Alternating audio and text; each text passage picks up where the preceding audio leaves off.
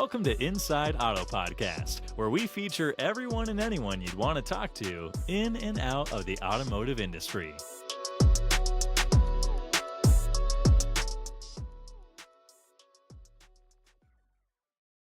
Ilana Shabtay here, host of Inside Auto Podcast, where we interview top dealers, GMs, marketers, entrepreneurs, and thought leaders in and out of the automotive industry. And before we introduce today's guest, this episode is sponsored by Fullpath.com. Excuse me. Fullpath is the automotive industry's leading customer data and experience platform. Fullpath enables dealers to turn their first-party data into lifelong customers by unifying siloed data sources and leveraging that data to create exceptional, hyper-personalized customer experiences. To learn more, visit fullpath.com. Today's guest is Faruk Heplevent. It's nice to have you on the show. Thank you for having me, Lana. Did I pronounce your last name correctly? Yes, perfect. Awesome. Absolutely perfect. Okay. Well, I'm so happy to have you here, Faruk. And for those who aren't familiar, Faruk is the creative force in the automotive marketing industry and now founder and CEO of the company The Scope. He founded The Scope in 2007, has a large background in photography, so we'll talk about that. The Scope is a company that uses cutting-edge CGI technology to create images for vehicle launches and advertisements. So we'll talk about that a lot today. He works with all the big brands, all the markets. Really excited. He could speak about this better than me. So Faruk, again, thank you for joining us. Thank you for having me. So before we get into what the Scope actually does and what are some of the challenges that you're solving in automotive for our dealers and for manufacturers, let's talk a little bit about how you made the transition, or it's not even in transition because you were sort of always in the realm of photography, right? But how did you get into automotive? Well, essentially, when I started my career as an assistant, I started with local photographers in Hamburg and, fairly quickly started working for a gentleman that was in car photography, which was quite different back in the 90s. It was a very complex, complicated, technical endeavor. I think what is probably hard to imagine for many people these days is that there was no Photoshop in the 90s. Did not exist, so you would have to get everything in camera. And imagine, you need to get the right light, the car position, the car on location, expose the film correctly, get it processed. It was difficult to do. It was expensive to produce those things. At the same time, there was much less photography or advertising assets produced those days. And also it was shot on film. Film was expensive. So it was a difficult market to get into, difficult market to start. You would have to work as an assistant for a very long time, build a portfolio, which was incredibly expensive. It was like 50, 60, 70,000 to put together a portfolio before you could even go out and ask for jobs, etc.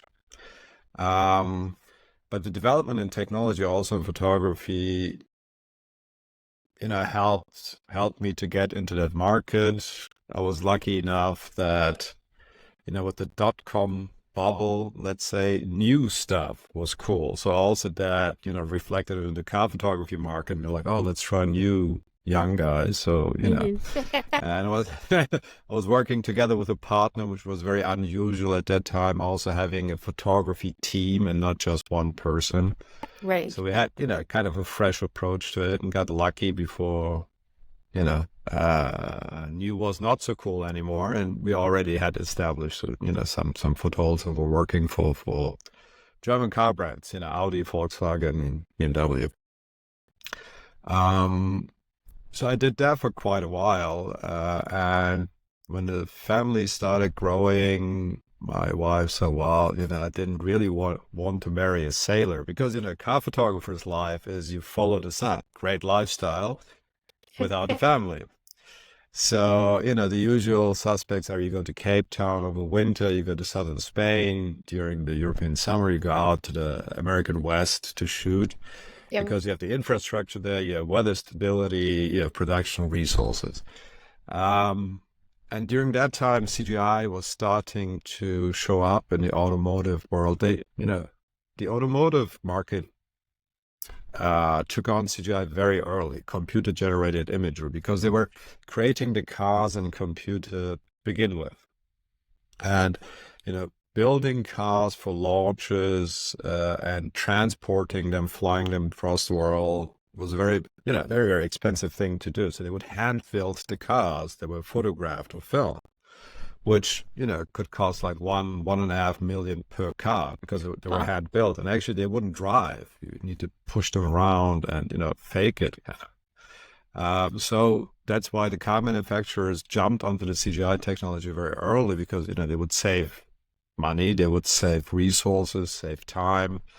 And there's also this thing that when you launch a car, there is a certain amount of secrecy to it. It's not because the competition is going to steal your design. They want to control the marketing message. You don't want the first picture of that car to be, essentially a car paparazzi shot. And there are car paparazzis. I mean, they're basically just hunting, prototypes. So, to protect their marketing impact, they would send security people on set. I mean, they were like really trained, and they were like 3 security people that could protect humans, but they were protecting a car from being photographed. It was crazy. And that's just like an added expense.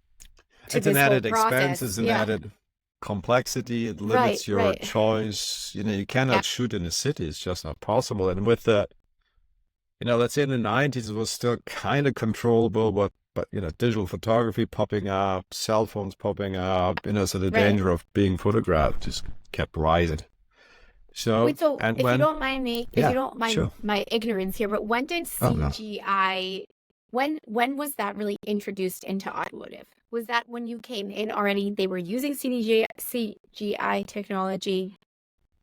No, it was, the CGI technology towards marketing facing. I would say it started 2005, 2006. Okay.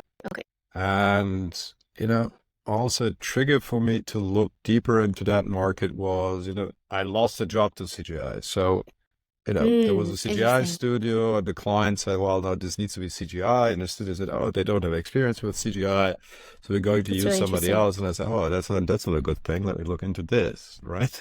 Yeah. I think that's actually a really important message also for today in general. Like, as generative AI is coming out and is potentially going to replace people's positions, how do you figure out how to learn it and leverage it and have the human element to make it much better? So I mean, that's so relevant to so much that we talk about. Exactly. It's an interesting comparison, because essentially in my career, so we went from film photography to digital photography. So that changed a lot of things. Didn't really break everything like AI does these days, but it democratized access to photography. So you didn't need 70,000 to put together a portfolio. If you were smart, you could do it like with 8, 10. So it made it possible for other creatives to enter the market, which I actually like a lot, because, it was not tech block anymore. So capital block. So if you were creative and you were good, you had a chance. At the same time, the amount of pictures that are necessary these days just exploded. I mean, I need to look it up properly, but I think it was like in 2000, I think Kodak, that was the year that Kodak processed most film ever. Right? Wow. And then from then on, it declined because digital photography picked up. But if I'm not mistaken, the amount of film they process, how many million it was, it's like something that gets uploaded to the internet now every 2 minutes or every minute. Wow. So the amount of imagery just exploded. But imagine, that's it's insane like, to think about. Yeah. There was no Instagram, there was no YouTube, there was no, it's like you didn't need so much content. Right. You couldn't publish so much content. No. So you couldn't share so much content instantly, right? Like, think about Google Photos or my shared Apple albums. Wow. No, it was very cumbersome. I mean, it's like back then it didn't feel like that to us. Right. It was like the 1 hour photo was like the high speed. I remember that too. I would take my photos and I would go. I actually loved the wait, though. There's something really precious about not getting something instantly and going and waiting for your photos to be developed. Like, there's something nostalgic about that for me. There's something nostalgic. There's a nice surprise to it. Yeah. But imagine doing that on a professional level where 7 people are standing behind you, breathing down your neck and telling you, did you get that shot? Do we have the shot? Yeah. It's a very expensive day. Did you get the shot? Not Even without productive or peace. efficient at all, but very nostalgic. Yeah, yeah. So, So, so so this okay, is so essentially where I come from. yeah, So, but okay, in the end, what I think also, well, because we touched on AI, um, my experience and my belief is it is ultimately it is the experience of a human being that makes creative decisions. Mm, Yes, you can prompt stuff, but also very clear learning for me is like my head of studio is a much more creative guy than I am. When he prompts, it just looks better than when I prompt. And yes, I could go and copy, but I get the same thing. So it still has a lot to do with, how deep you involve yourself with the technology, how, yeah, how much time you spend with it. You get quick wins, absolutely, right? It's like, 1 hour photo, or you have it on the phone and just send it to your yeah, friend, of right? course. Yes, and in many, many cases, that's good and it's sufficient, solves a lot of problems. It's all good, right? And AI, as we see it, and we'll keep doing that, will eat the market from below. Like I use, it's like, instead of buying stock from Adobe or Google, you prompt it, you use it for whatever you use it for. And I think it's cool, so if people that are not trained as designers can have a very nice thank you card, birthday card, invitation, the million things Of people course. do with it. A small business owner can generate a very decently designed piece of marketing content that helps her and him to, make the sale, get the client. Yeah, Awesome. yeah, I for think that's sure. great. So now let's talk specifically about what you're doing for car hmm dealers right now with the CPI technology, and is it the same across all markets? If you want to touch on that a bit as well. Yeah, so it's like what I know what we do is, goes to car dealers eventually, but I don't at this point I don't have a direct Right. connection to car dealers. So what Okay. we do is we work for OEMs or Mhm. their agency of record. And especially, what the launch situation that we're specialized in, it's a very high level, high stress situation. So essentially, normal marketing productions, you have the agency, you have normal timings, everything goes as planned, more or less. That's fine. In a launch situation, what you have is involvement of all top level players, right? CMO is on board, CEO is on board, the head of the agency is on board, the head of design is on board, because these teams have been working on that vehicle for 3.5 years at least. And there's usually a lot of money riding on it, and it's a very important event. It's the first portrait of the car towards the market. So, that's why it becomes such a high level decision Yeah. making situation. And what we developed a process to deal with that, because when you imagine any CEO, right, it's a CEO, CMO, they don't have much time. And let's say you show them a photograph of a car. And if you say, well, this is the shot, but you have to imagine we're going to add trees, we're going to change the light of it and the color, they won't even read that message. Right. And even if they read it, they're like, yeah, okay, but But you show it want to me me to, as is. Yeah. don't Like tell me, show me. That is the exactly. exact sentence that one CMO, where, on one of the very first launch projects, he's like, we're like, doing the normal thing, saying, here's a mood board, we do this. And he's like, what are you doing? Don't tell me, show me. And I'm like, oh, okay, this is the message, right? And it was, so we re-engineered our production process to be able to do that. And To be it's able incredible. to do that, we realized, well, we need to build fully 3D environments, which is getting easier now, but still quite a complex process. So this is essentially our secret sauce, that we have locations. So that we have locations so we can just open, put the car in and start creating images.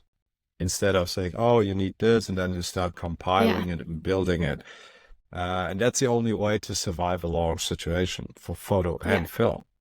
Yeah. And that's the same across markets. Meaning, obviously, there are nuances, but you feel like you're serving the same purpose across different markets. Exactly. When you look at the launch situation, it is, it's also kind of a comforting thought. It's everybody is the same globally. Yeah, exactly. I was going to say, I don't think any CEO is going to be like, show me a new board and just tell me what you're going to do. Right. Yeah, I'll imagine it's going to be fun. I have time. Let's talk about this for 3 hours. No. Yeah, exactly. Right. And what are your predictions, if you have any specific to photography and imagery when it comes to automotive or beyond that, in the next 12 months? What do you think we'll see in the automotive industry? Well, as it pertains to photography. Yeah, well, photography and film. So we see, obviously, we follow the developments in AI, and we've been using AI under the hood. So we're using it to create things that we need for our location. So we've been, and it, actually was called machine learning. Well, we started using it, AI, which essentially is the same thing.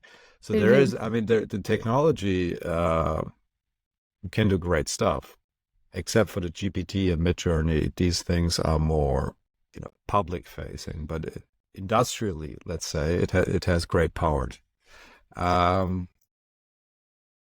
But we see trends where big agency holdings and agencies are rolling out their own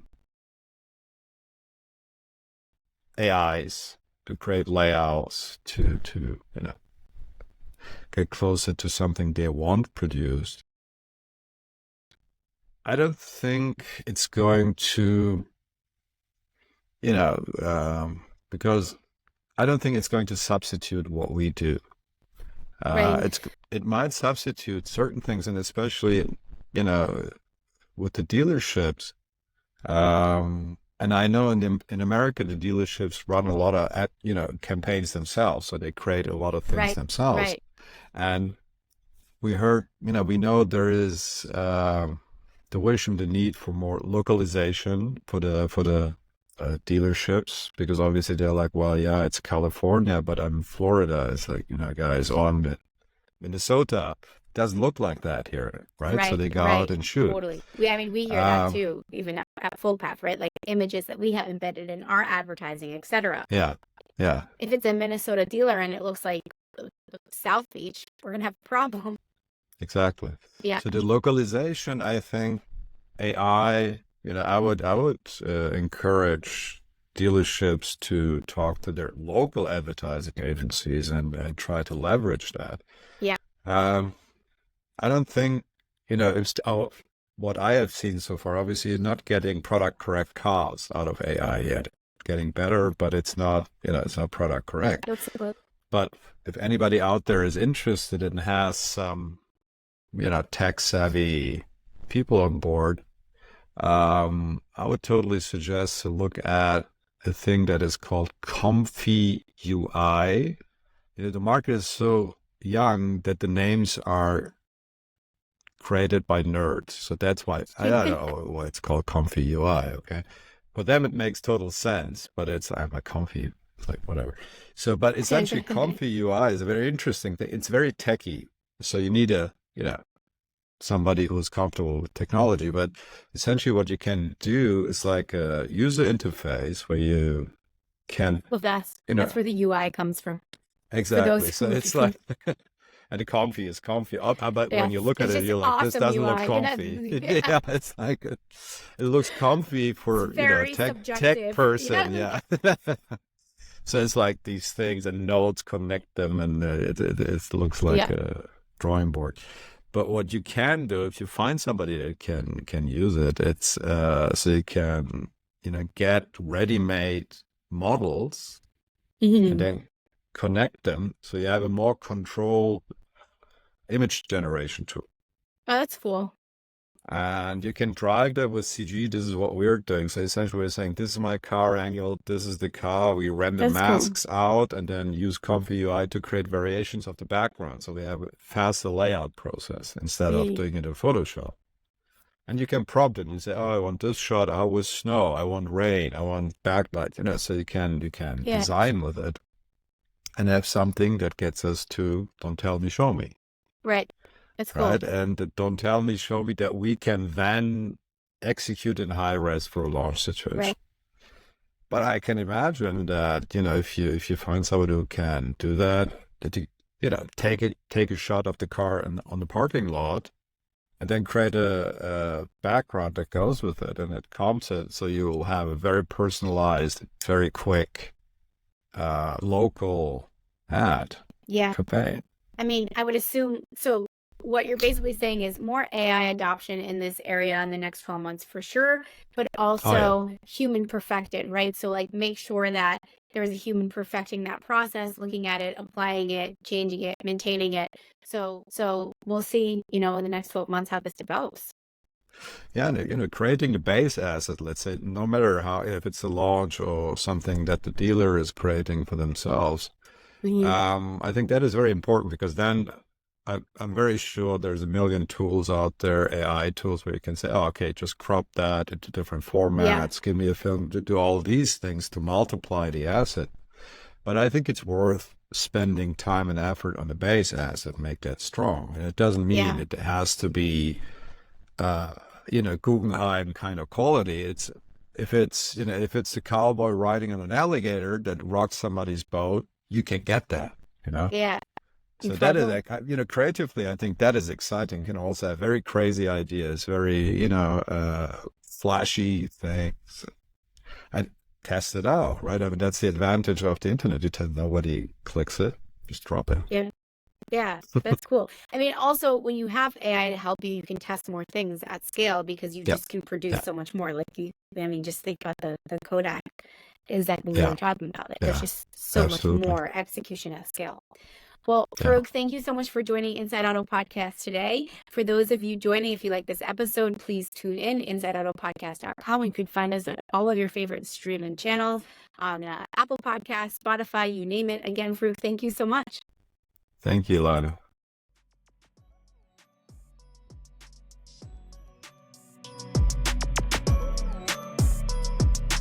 Thanks for listening to Inside Auto Podcast. Check out our other episodes with top entrepreneurs and industry leaders.